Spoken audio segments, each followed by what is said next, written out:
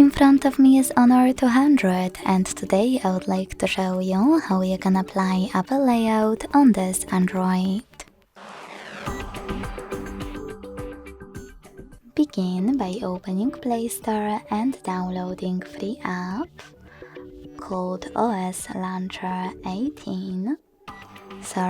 OS 18 Launcher from Launcher Studio Developer. When it's ready, open it.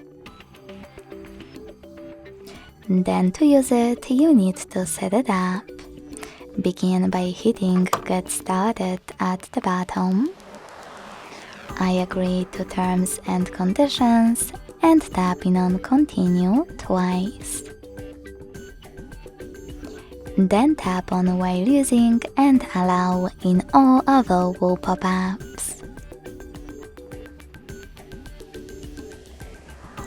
Finally, after tapping on Close, you need to adjust all of those settings to your liking.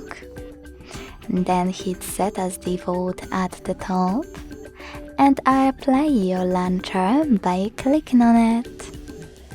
As you can see, after that mine was successfully applied.